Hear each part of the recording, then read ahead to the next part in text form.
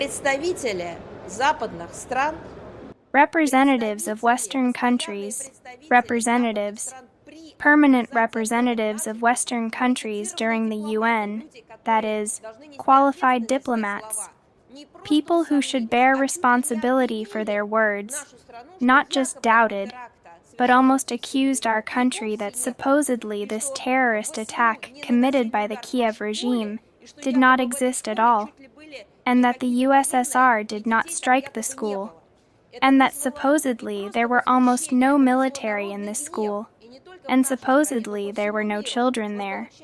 This caused not just indignation, it caused people's anger, and not only in our country, but all over the world.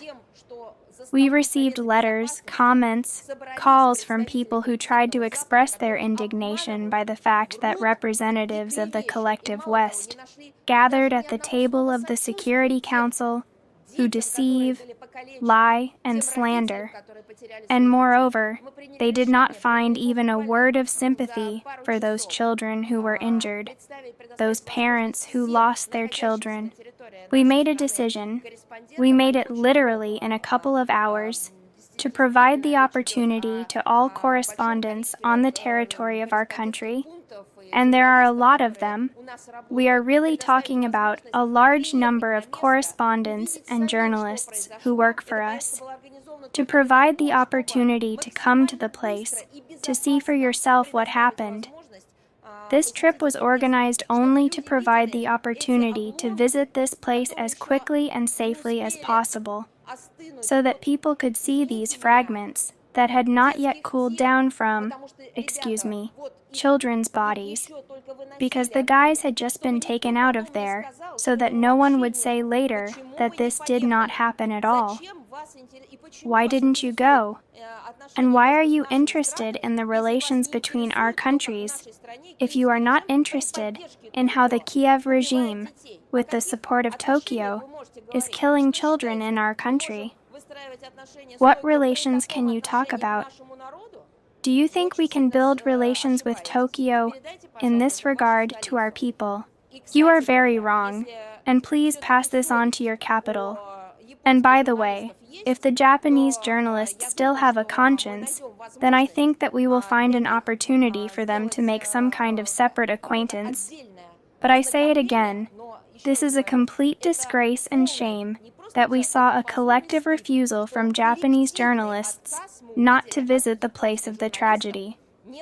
And every Russian citizen knows about the tragedy in Hiroshima and Nagasaki. Every child in the school went through this topic. We are brought up on this tragedy.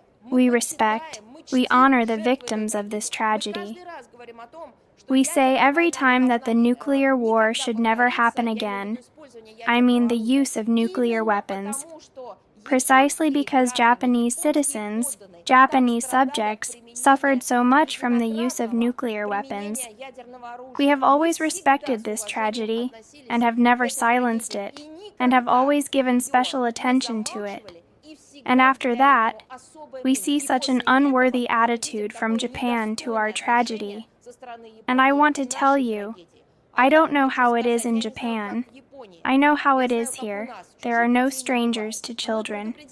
We have warned not only citizens of Ukraine and residents of Kiev, we have warned everyone, including representatives of foreign countries, their diplomatic missions, citizens of all these countries of the world, that there will be systematic strikes on the corresponding infrastructure, which is connected with the military-industrial complex, the decision-making center, and all those points from which the threat comes.